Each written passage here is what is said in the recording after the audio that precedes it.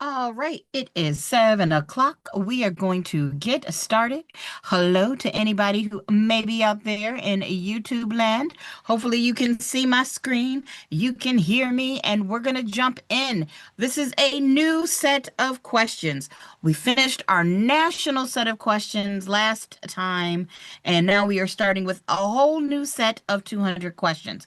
Of course, as always, just so you know, this is a Claude created exam. I didn't write these. I let Claude do this. So if you want to know how I have Claude come up with these questions, just ask. Otherwise, or watch previous things. Let's get to it. Number one, which estate gives the owner the most complete bundle of rights, including the unrestricted right to use, sell, encumber, or devise property? Which estate gives the owner the most complete bundle of rights, including the unrestricted right to use, sell, encumber, or devise the property? Okay, well, first of all, let's make sure everybody knows what this word is, devise. And hopefully you'll know this means to will the property. It's very similar to the word demise, which is also a word, and that has to do with leasing. So good vocabulary word we've got going on there. Demise means to lease. Devise means to will. And when I was first starting out, I remember the M and the L here for the M, that's, those go together. And then the will, the V, and the W, either way. So which estate gives the owner the most complete bundle of rights? What we're hoping is that you know the answer is, let me change colors here. First, A, fee simple absolute. That, of course, is our answer, the fee simple absolute, right? That's going to give you all of your bundle of rights. But as you know, how we get people to pass is making sure. Oh, good job, Glade Cho. I hope I said your name right. I just saw you there. But hopefully, we know what all of these other things are. We know a life estate is based on a lifetime. The new owner owns it, but only for a lifetime. Our fee simple defeasible means that we could end ownership.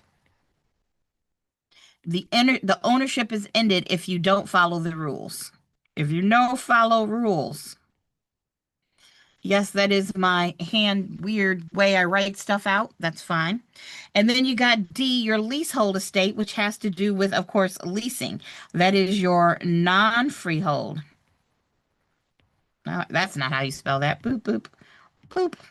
Non-freehold estates, right? Or leasehold estates. Good job. All right, let's move on. Hey, Grace. Oh, Grace, that's you, Grace. Hello. Hello, Miss Grace. Haha. I'm glad you are back. And of course, now that you've passed your test, if you've got questions about how to become a real estate agent and get past that, you're welcome to answer that as well. All right, number two. A deed conveys a life estate. Good, we just talked about life estates right there. A deed conveys a life estate to Maria for the life of her uncle Theo. Maria dies while Theo is still living. What happens to the property? Oh, this is such an excellent question. This is talking about life estates, where you have life estates and you know you're going to have ownership for a lifetime, right? Hello, Miss Valerie. I see you in my chat, and I need to let somebody else in. Boom, there's Rosalinda. Cool. So we know we have two types of life estates, right? Two types of life estates. And let me see if I can pull up our easy cheat sheet on this. Two types of life estates. There we go. There's our cheat sheet. It's thinking. And our two types of life estates are your ordinary life estate and your Poratri V life estates. Now, if you're wondering what I'm looking at, this is just a chart here. We know in an ordinary or conventional life estate, these words can be used interchangeably. The owner owns it for the owner's lifetime. And if it's Poratri V, we know that means for another's life. So in an ordinary, this basic life estate, what we're saying is, hey, if I give Valerie a life estate, that's her house until she dies.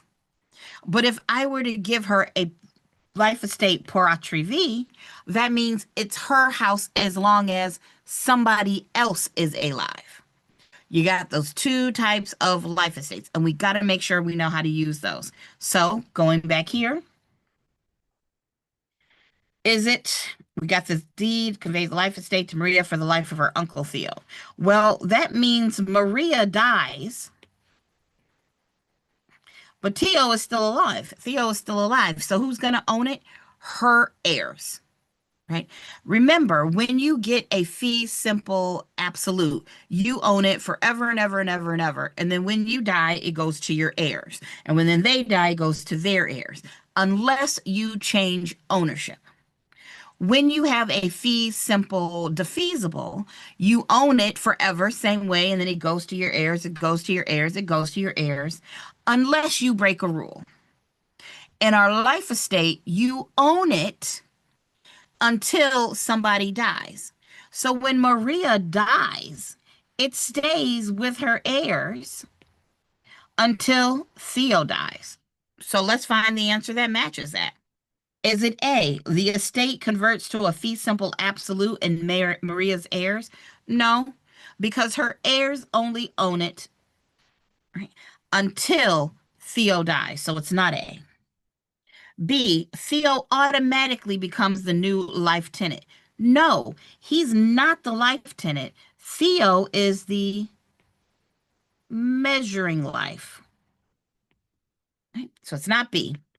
C, Maria's heirs or estate continue to hold the life estate until Theo dies. I like that one, but let's make sure it's not actually D. The property reverts immediately to the grantor. No, it's about somebody's life, making our answer C. Boom, shakalaka laka.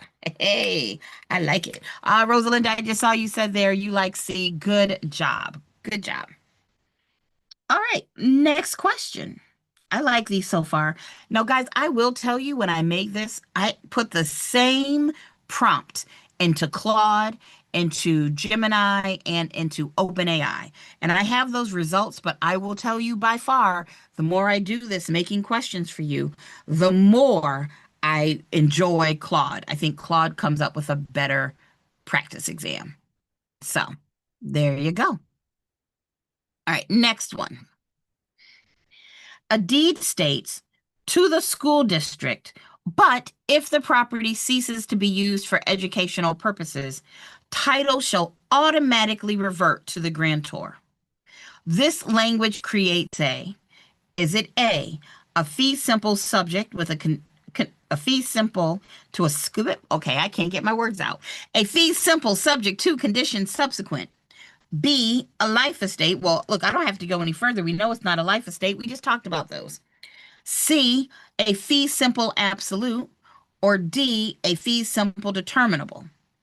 Well, we know it's not a fee simple absolute because remember, fee simple absolute means you're going to own it, own it, own it, unless you choose to give it away. And then it would go to your heirs, and then your heirs' heirs, and there you go. So we have here the fee simple subject to a condition subsequent. This is also known as a fee simple conditional. Or is it the fee simple determinable? So close, but it's all about these words right here. And I know we talked about this last time. Fee simple determinable is when something automatically reverts. And a fee simple conditional, remember, conditional starts with C, and so does court. You got to go to court in order to get that estate back. Even though you put the rule there, you got to go to court to get that estate back, right? So we know the answer since it says reverts automatically. Our answer is going to have to be D, fee simple determinable, because you're not going to court. it automatically reverts to the grantor. And oh, by the way, just in case you wondered, C is for cookie. That's good enough for me. we like C. That's okay. Our answer is D. But a great question because it's going to ask you, this test wants to know, hey, do you understand the difference between our conditional and our determinable? All right, next question. Hello, Trix. Hello. I see you there. All right, next question. Three unrelated investors take title to a property, and the deed does not specify the form of co-ownership. The investors hold unequal percentage shares. What form of ownership most likely exists? Is it A, tenancy in common? Is it B, community property? Is it C, joint tenancy? Or is it D, tenancy by the entirety? Well, we know that community property and tenancy by the entirety, you got to be married. Those include marriage, so those are off the table. Now we have a 50-50 chance of guessing this right. So is it tenancy in common or joint tenancy? I see y'all over there with the A. And that is exactly right. It is tenancy in common. But remember, I'm always telling you, use our questions as a study guide. So what I would tell you is, okay, now that I know that the answer is A, what do I know about joint tenancy? We know to be a joint tenant, you got to have possession, interest, title, and time the same. And the big goal here is to get the right of survivorship. Right? That's your goal. Hopefully, all those things I'm saying is clicking. You said, Trix, tomorrow's finally the last day of school for teachers. Time to study for the national. Hey, I love it, Trix. Oh, Trix, have you watched? And this is everybody. If you have not started watching this yet, and I'll change colors on Netflix, what's it called? Teach Me a Lesson. On Netflix, watch Teach You a Lesson. It is Korean, like in an English voiceover, but let me tell you, it's gonna make you feel better as a teacher. It it's it's everything. But there you go. All right, number 5. Alvarez, Brennan, and Choi own a building as joint tenants with the right of survivorship. That's gonna be key. Alvarez sells her interest to Diaz. What is the resulting form of ownership? Hopefully, you know the answer to this because this is going to be one of those questions that you will probably be tested on. You got 3 people who own as joint tenants. And we know joint tenants, to stay joint tenants, you have to have possession, interest, title, and time the same. Then Alvarez sells her interest to Diaz. What is the resulting form of ownership? Well, we know that Diaz cannot be a joint tenant or Justin Timberlake. They can't be Justin Timberlake, nor could they be a joint tenant because they might have equal possession, they might have equal interest, but they didn't get title on the same document at the same time. They don't have those things. So that means Diaz cannot be a joint tenant. Alvarez and Brennan can stay joint tenants, but Diaz cannot. Oh, Girl Tricks, you're going to love that show. It's great. So let's see what we got. We got Diaz, Brennan, and Choi all become joint tenants together. Well, no. They sold. Choi sold. That's not the answer. B, Diaz holds as a tenant in common, where Brennan and Choi remain joint tenants with each other. All right, I like that one. C, the sale dissolves the co-ownership and all parties become tenants in common. Nope. Or D, Brennan and Choi must immediately repurchase Alvarez's former interest from Diaz. That's not a thing either.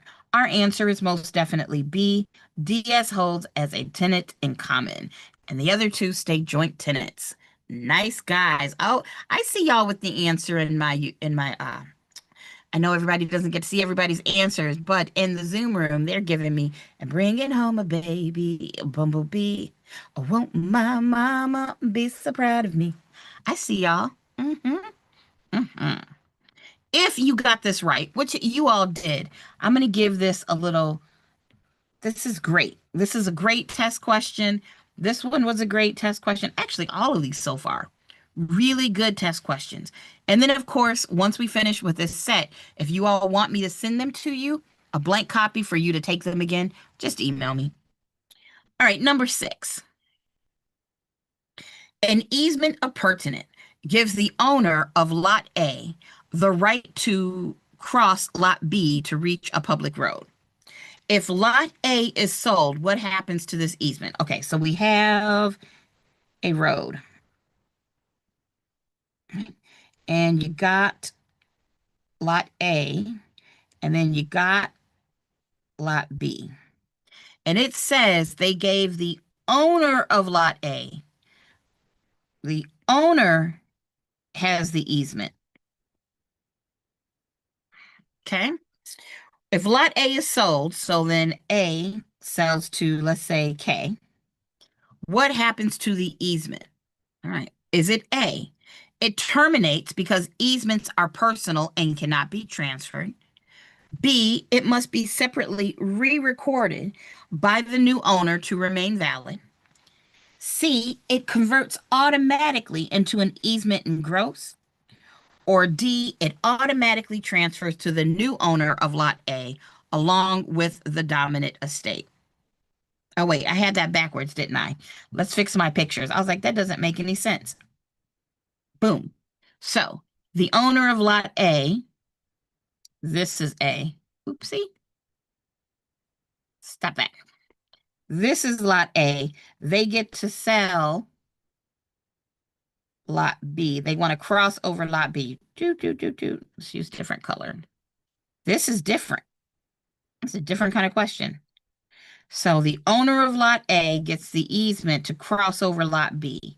Then Lot A is sold. What happens to the easement? Got to think about this one. So Griff, hey Griff, you said easement appurtenant, so it is D. Trick says you said it's B. You like B, but I think that might have been for the last one. I'm not quite sure. Valerie, you said D, and okay, Rosalinda, you said B.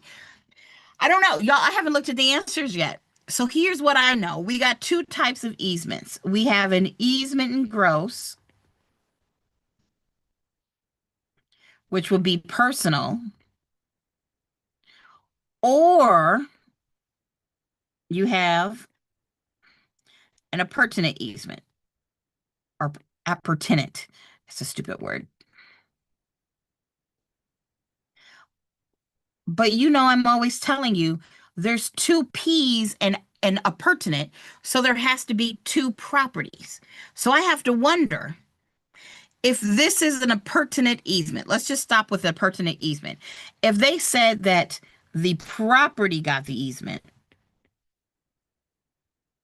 right? If the property got the easement, then the new owner, let's call them K, they would still get to cross the property. But if it was an easement in gross and it belonged to, right, to this person, even if A sells to K, then this person, A, could still cross the property.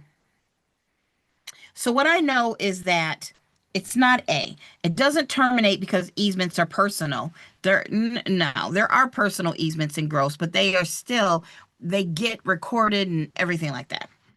B, it must be separately re-recorded by the new owner to remain valid. The question didn't tell us if it was recorded or not. I'll put that aside. C, it converts automatically into an easement in gross. Well, that means if it was converting automatically into an easement in gross, it would have started as an appurtenant easement. And I have never heard of an appurtenant easement automatically converting into an easement in gross. So I'm going to say no. It automatically transfers to the new owner of Lot A along with the dominant estate. I think that's it. I think they're telling us that it actually is an appurtenant easement and that when A sells to K, now K can transfer. I think that's what I'm going with, y'all. I'm going with D, right? Trick says D. Griff, you don't have, look, I'm with you with D here. Griff, I'm gonna need you to have some faith. Have some faith, man. We're going with D. That's what we're going with. Now, just because I'm going with it doesn't mean it's right, but let's see. Survey says, oh no, am I correct? This is question number 6. Hey, the answer's D. The answer's D. Hey, the answer's D. You better be over there dancing, Griff. You better be over there doing a dance. Tricks, I see you. We got I'm D. dancing over here. Hey, we got people dancing. Cause I want to show y'all. I was like, no, that was Candace. Totally overthinking as a teacher, but I got to the right answer. I got to the right answer. That's all that matters. Cool. All right, number 7. A residential lease expired 30 days ago. The tenant remains in the unit without the landlord's consent, but the landlord has taken no action yet. What best describes the tenant's current tenancy? A tenancy at will, a tenancy at sufferance, a periodic tenancy, or an estate for years? Ooh, I'm hoping that you all know that. All right. Val, you said D, you said B, okay. Anyway. Tricks, I see you with the dancing. Rosalinda, you said B. Yeah, we know that it's not tenancy at will. We know that it's not a periodic tenancy, and we know it's not an estate for years. Those are all the types of estates when you're leasing and you're supposed to have the right to be there. We know this tenancy at sufferance is when the landlord is suffering through your continued stay. And I don't know of a single state where that landlord doesn't have to go to court in order to get you out. Right? Now, if we're testing ourselves, hopefully you all went back through and you said, oh, an estate for years means when your tenancy is over, you have to get out. There's no automatic renewal. Hopefully we know that periodic tenancy means it automatically renews. And we know that tenancy at will, it's kind of loosey-goosey. Somebody comes, and at any time, either the landlord could say, get out, or the person staying there could be like, I'm leaving. It's a good review of all of our different types. All right, number 8. A deed conveys land on condition that it never be used for industrial purposes. And if it is, the grantor or the grantor's heirs may re-enter and retake the premises. Oof. This creates a. See, this is what happens when I tell Claude to give me difficult questions. Claude ain't playing here. Okay. So the deed said there's a condition, right, and the heir may re-enter and retake the premises. Well, we know it's not an easement in gross because easements are the right to cross or use, and a deed conveys land. Fine. We know it's not a fee simple absolute because that would be yours and there's no weird conditions on it. The question is it a fee simple determinable or a fee simple subject to a condition subsequent? We go back to what we thought about before, scrolling back. Remember, I said our fee simple determinable right here, this bad guy right here, it automatically reverts. So if that is true, which it is, by the way, I'm giving you good answers. If it's the heirs may re-enter and then they can retake the premises,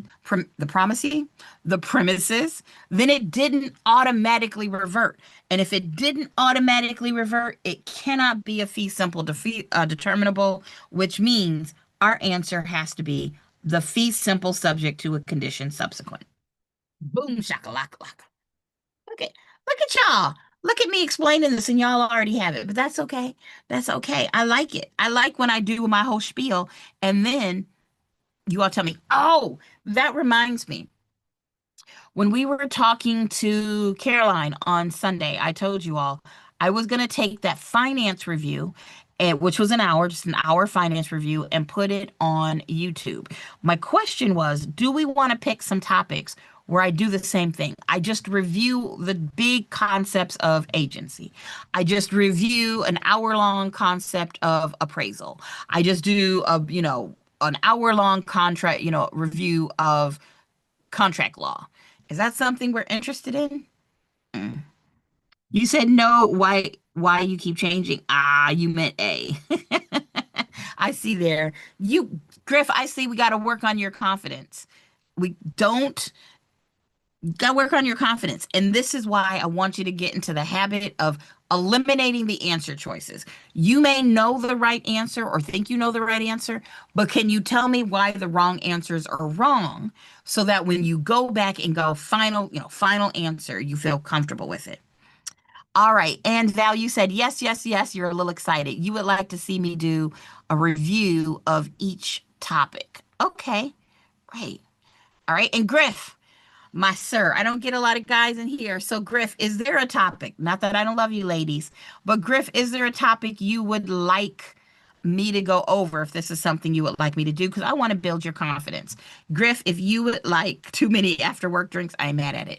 If there's a topic you want me to go over, agency, contracts, appraisals, estates, something like that, well, I would probably call that encumbrances. You let me know, Griff, by the end of today, and then we'll pick a day and we'll go over that with everybody. And then it'll be an hour of just that topic. Sweet. We got to be right to our guys here. I'm always bashing them in class, making them the people doing things wrong. So we'll let Griff decide. But if he doesn't decide, ladies, it's back to us. Number 9, which of the following is not one of the rights typically included in the legal bundle of rights associated with real property ownership? Now, whenever I see the legal bundle of rights, I think of deep sea, right? I think of deep sea. So we're looking for the one that is not. So that means 3 are yeses and 1 is a no. 1 is one that's not included. So the right to disregard local zoning ordinances. No, you don't get the right to disregard local zoning ordinances, but let's make sure the other 3 are good. The right to exclude others from the property. Yes, we get that. That's going to be exclusive. You're exclusive, it's exclusively yours so that nobody else gets to use it too. The right to control the property, that's that C. The right to dispose of the property, that's that D. So this is a yes, this is a yes, and this is a yes, and we don't want the yeses. Our answer is A, because you don't get that. You don't get the right to disregard local zoning ordinances. That's not a thing. A is for art. Ah, I don't have a song about art. I got a song about apples.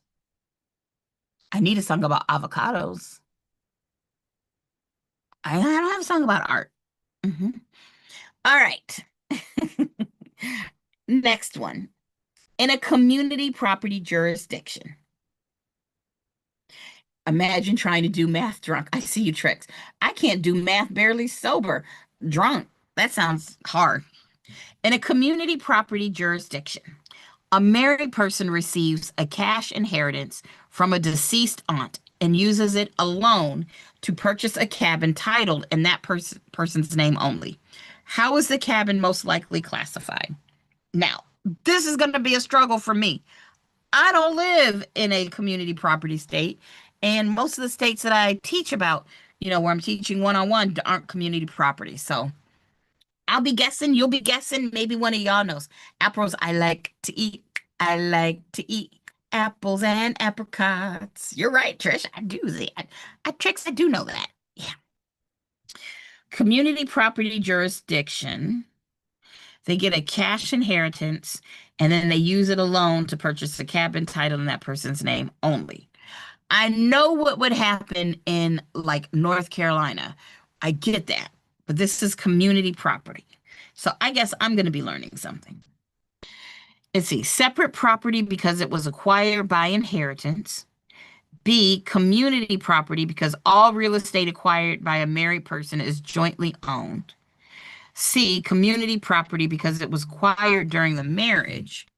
Or D, tenancy by the entirety because only one spouse appears on the title. Well, here's what I do know. If it's a community property state, we are not dealing with tenancy by the entirety. So let's take that off the table. Now I have a 33 and a third% chance of guessing this right. I really do. I'm guessing here, like right along with y'all. So is anybody oh, you said transfer of property, please. All right, guys, on Sunday, we will do transfer of property. Let me write that down. I will do a little review of transfer of property.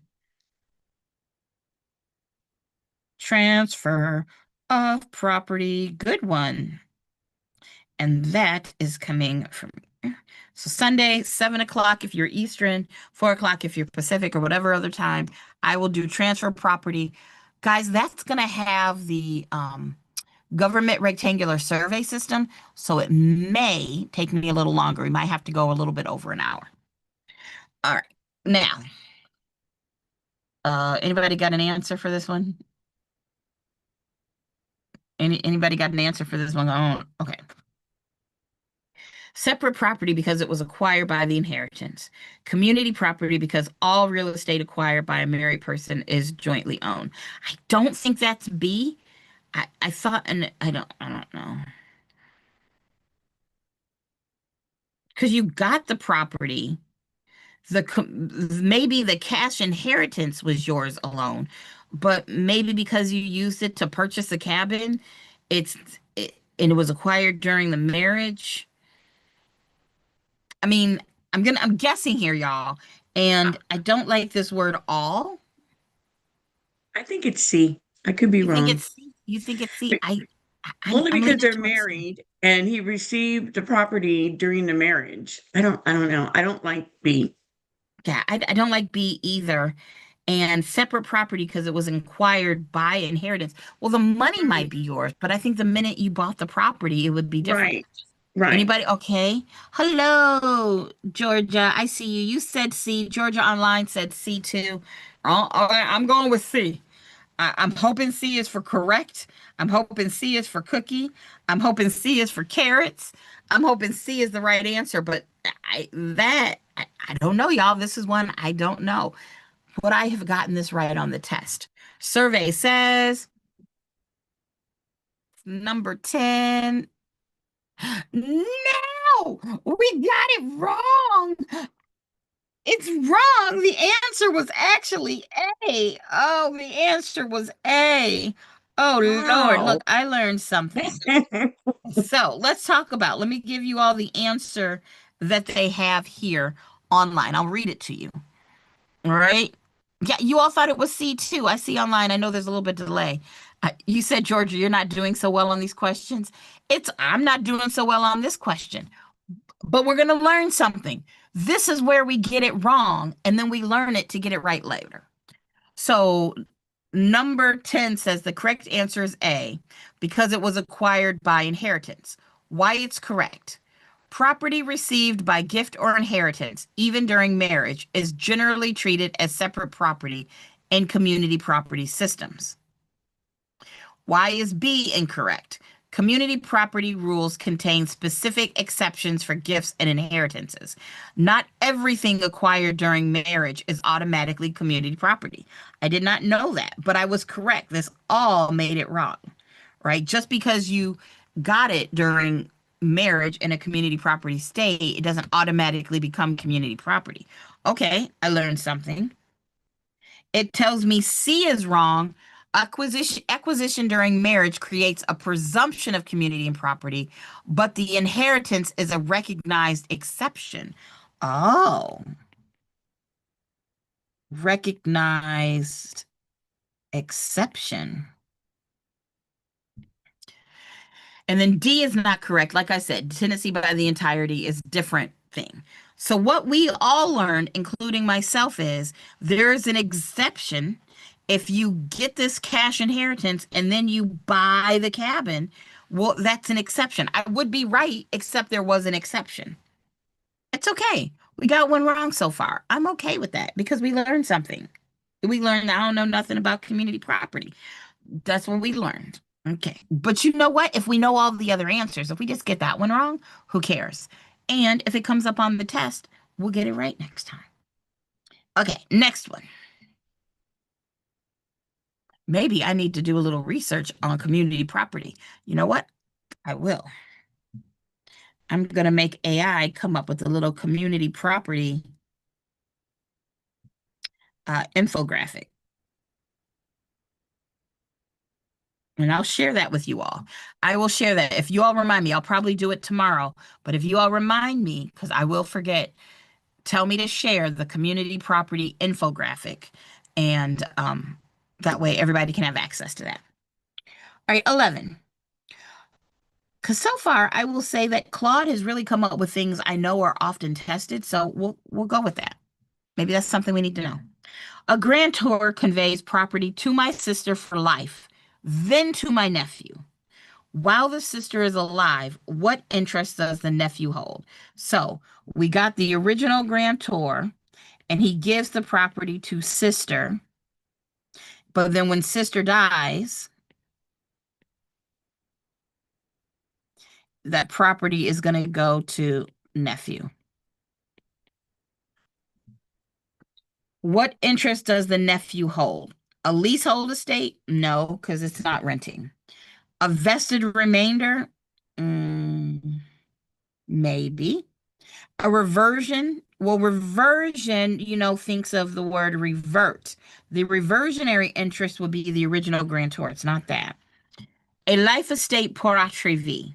Well, we know pour attrivi is for the life of another. And in this instance, sister owned it for sister's life. It is not a life estate pour attrivi. So that means by process of elimination, it has to be a vested remainder. However, I would have called it the remainder man. So yeah, I would have called this remainder man. Remainder, a remainder interest. And since it's got that remainder word there, I probably would have gone with that. I'll double check it. But I think B is our right answer because what other answer could it be? It's okay, Georgia. Multitasking happens. What's mine is mine, and what's mine is mine. Tricks, I love that. Trick said in the chat, what's mine is mine, and what's mine is mine. Oh, that is how I'm going to remember that one because I'm always telling my dad, what's mine is mine, and what's yours is mine. What's mine is mine, and what's mine is mine. That's community property. Cool, if there's an exception. Let's see. Did I get number 11 right? Oh, no, I got 11 right. There's no other one it can be. Good job. All right. Number 12. A retail tenant bolts a custom display shelving to the walls of a leased store for use in its business. At the end of the lease term, who most likely has the right to remove and keep this item? Ooh, so we have a name for this. When you're in a retail tenancy, it's a lease store and they're using it for business. That's a type of fixture. We know that is called a trade fixture. I'm sick of this color blue. Please hold. I want a different color blue, not pink. I would like this color.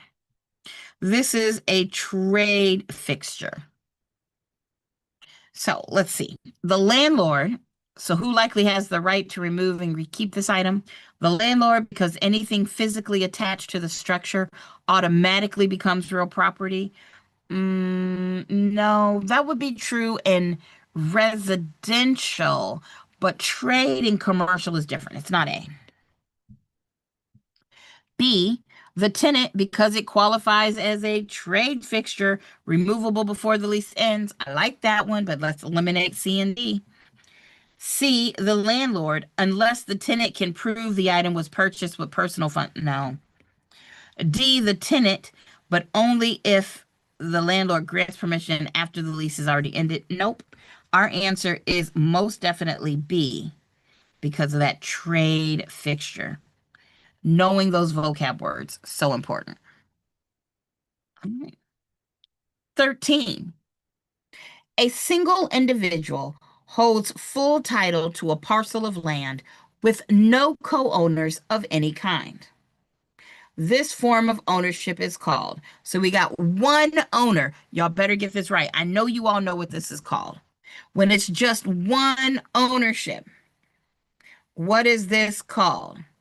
Well, we know it's not joint. We know it's not tenancy by the entirety because that would be for married people. Okay, that doesn't look like the word married. Let's try that again.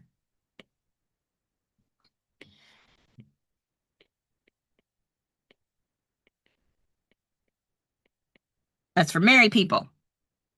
Then you've got ownership and severalty, joint tenancy, and tenancy in common. Well, I see you all. Yes, C. C is our answer. It is ownership and severalty. Good job, guys. Why? Because we want to look at this word, not several. Several. I know we see several, but we want to look at the word sever. So imagine you had 20 acres and then you severed or you cut off this piece right here, right? You cut that piece off. So now it would look more like this. You severed it from the other ownership. And if it's owned by one person, that is ownership and severalty. Yeah. Yes, and the key word there was single individual. These are co-ownership. Co-ownership, co-ownership. My handwriting's the worst. Co-ownership. All the other are co-ownership. Right. Speaking of co-ownership, which form of co-ownership recognized only between married spouses and jurisdictions that allow it includes an automatic right of survivorship and generally requires both spouses to join on any conveyance of the property? Well, we know that we just talked about this, and this is going to happen on the test in a perfect world. You all are going to get questions that maybe you answered and you were comfortable with before, and you can use that knowledge to answer the other one. Well, we know it's not going to be community property because it's married spouses. It has an automatic right of survivorship, and it requires both spouses to join in a conveyance of property. We just learned that married couples, that would be community property, and it doesn't, what's mine is mine and what's mine is mine. So it can't be community property. Is it tenancy by the entirety, tenancy in common, or joint tenancy? Well, married spouses, we know tenancy in common can have a whole bunch of people, and so can joint tenancy. The only answer that this could be is tenancy by the entirety. And yes, that is our answer choice. Knowing our vocab gets us where we need to be. Griff, you said severalty severed from anyone else. Exactly. Love it. That's okay if you're wrong on that one, Val. It's okay because this is what we do. It's that repetition of these same concepts. These seeing I know what joint tenancy is. I know what tenancy in common is. I know what community property kind of sort of is. Tenancy by the entirety. Me using AI to see these questions in different ways, how they use the vocab words in different scenarios, that's going to help you for the exam. So that hopefully when you show up, it doesn't matter how they try to attack that vocab word, you're like, oh, we covered it. That's the goal. Next one, 15. An owner whose land borders on a non-navigable stream has the right to use the water reasonably and may own the land beneath the water to its midpoint. These rights are called. Well, we know these are water rights. And we know we got two types of water rights, yes? We got the littoral or the littoral, however you want to say it, and we have the riparian. So we know it's either going to be littoral or it's going to be riparian. So we can get rid of avulsion and accretion. We know avulsion is when land is suddenly torn away. We know accretion is when land is added, the water or the wind, erodes the land and then it ends up someplace new. That's accretion. We know those are good water vocab words, but not what we're talking about. We've got riparian rights, we got littoral rights. And in this instance, our answer is going to be riparian. Doom, doom, doom. Why riparian? Because littoral rights have to do with lakes or oceans, and riparian rights have to do with flowing bodies of water, right? So we got enough people that got that wrong. Let's take a look at these slides. Where are my slides? Boom. So let me put in a search for the word riparian. Boom. And let me, stop it. Why is it doing that? Here it is.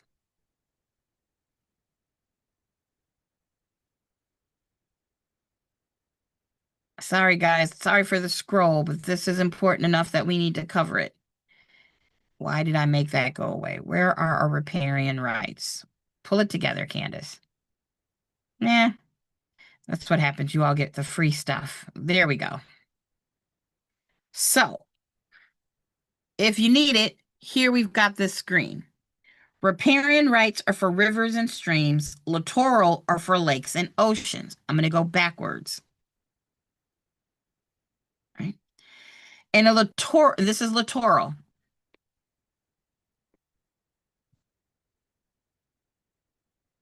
Somebody owns the house.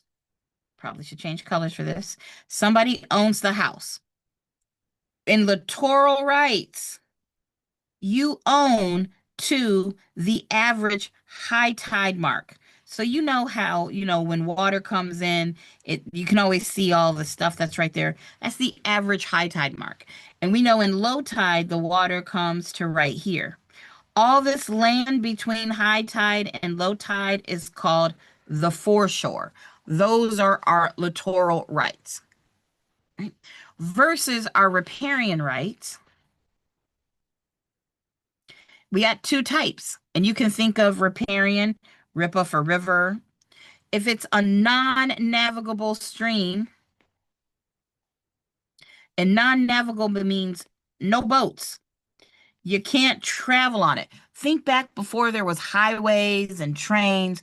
If people wanted to get stuff from one place to another, more than likely, if you had two choices, by horse or by water. So a lot of these waterways, right, they're either navigable, you can put a boat on it, or they're non-navigable, you can't put a boat on it. And if it's non-navigable, you own to the water's edge. So this land under here belongs to lot A. This land over here belongs to lot B, and everybody can use the water. But if it's a navigable river, then the land and the water, it's owned by the public. So boats, yes, this is a yay. Okay, that person looks like they're queasy, but whatever. Yay to boats, they can get through. You said, Georgia, you actually got this one right. That's okay. And Griff, it's okay. If you haven't studied in a month, that's why you're here, to get it back in your head. That is why we're here. And that's why I take the time to review. So we got riparian rights. We got our two types, either non-navigable or navigable. And then our littoral rights, you own to the average high water mark. So that's just a little itty bitty review, which is why our answer is littoral, because riparian, sorry. Our answer was riparian. Let me make sure I doo-ba-doo-ba-doo. Bam. It says it's on a stream that is riparian. Cool. All right. 16. After I grab some water.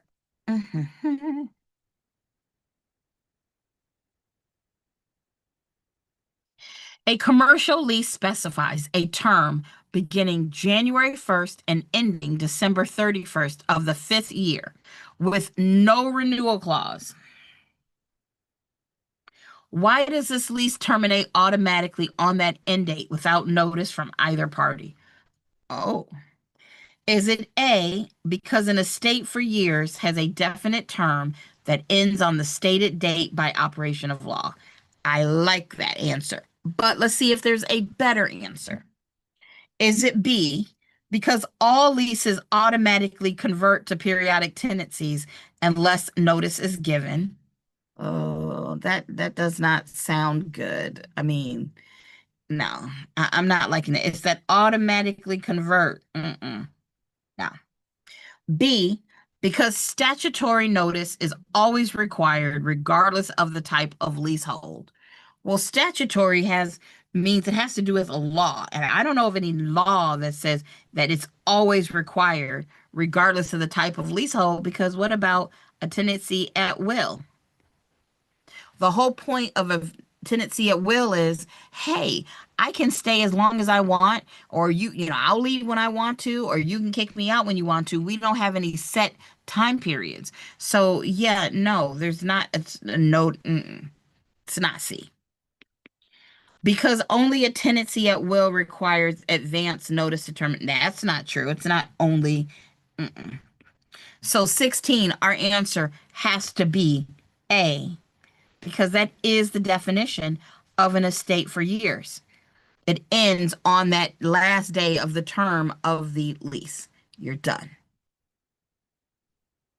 All right. 17.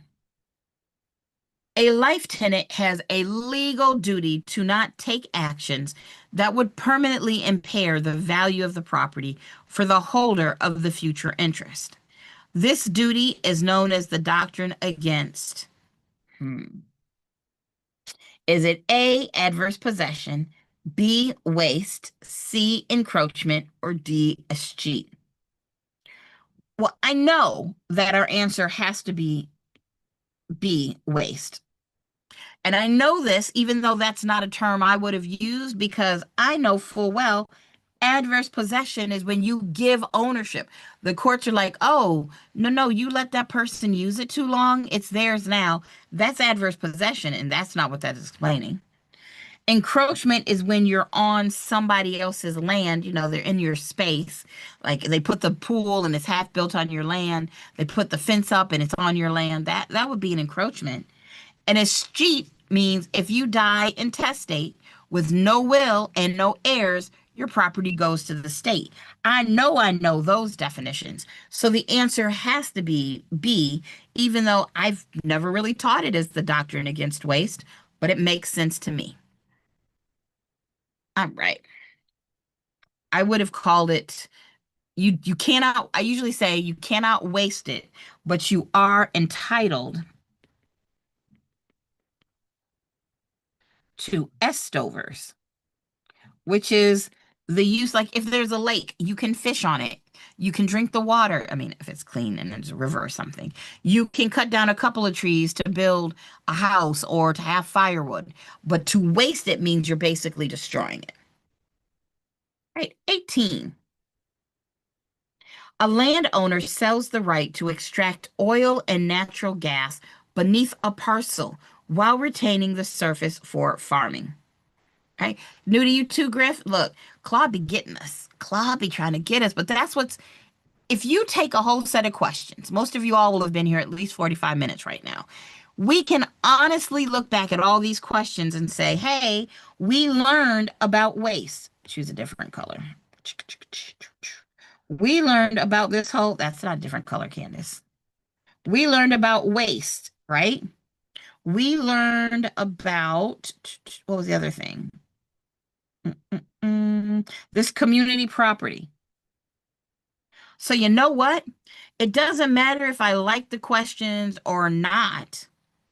I walked away from this hour learning something that was new to me. That's a win. And I reviewed a lot of things. We learned the word demise, right? If you didn't know that, I reviewed some things that you might have forgotten. That's what I call successful hour of studying.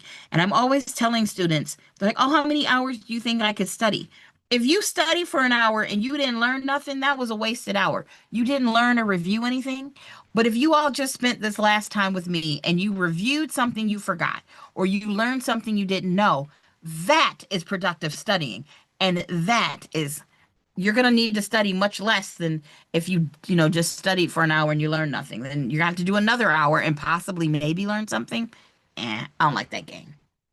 All right. A landowner sells the right to extract oil and natural gas beneath a parcel while retaining the surface for farming. The rights that were sold are best described as, so what was sold? The right to extract oil and natural gas. Littoral rights, well, we know it's not littoral because we just learned that's water rights. Air rights are the exact opposite of that. Right? Subsurface rights, I do like the sound of that. Or riparian rights. Well, we know those are water rights too. Once again, process of elimination. Our answer is C. Boom. It's got to be C. Great. All right. Yes, we do learn from our mistakes. Look, if I didn't learn from my mistakes, Lord Jesus, I'm struggling as adulting right now. I got to learn from my mistakes. That's how we have to go. All right. So that's a good place to stop since it's the end of a new section. By request, remember on Sunday, we are going to be talking about transfer of property. If you're one of my people who watches this later, that's going to be Sunday. What's Sunday's date? The 21st? I think it's June 21st, 26, and that's at 7 p.m. Eastern. If you're Pacific, that's going to be 4 p.m. But I love for you all to join me. We'll do some questions if we have time, but we're going to be going over just an hour-ish long review of transfer property. So especially if you have questions on this, we'll be doing not the intestate session. Like we'll be doing the meets and bounds, the government rectangular survey system, lot and blocks. We'll talk about deeds. We'll talk about title. We'll talk about title insurance. We'll get in everything we can. And you need to learn more on that topic. And Georgia, you said you need more of this topic. Well, I think we are going to have more of these questions, but we can choose more of this kind of basic ownership, property ownership. We can do that after. We can pick a day and I can do a review on property ownership. So, all right, guys, thank you for hanging with me. Thank you for putting up with me. I really hope this is helping. And remember, tell people to come. Of course, I need to put some more videos up on, what do you call it? TikTok. It was CE season, but I've got some coming. The more we get on TikTok, once I can go live, all of the Sundays will be at least 2 hours or so. Oh, and more math. We're going to do more math too. So I'll be putting up more math. Guys, thank you for everything. And I will see you Thank soon. you. You're welcome. Bye, everybody.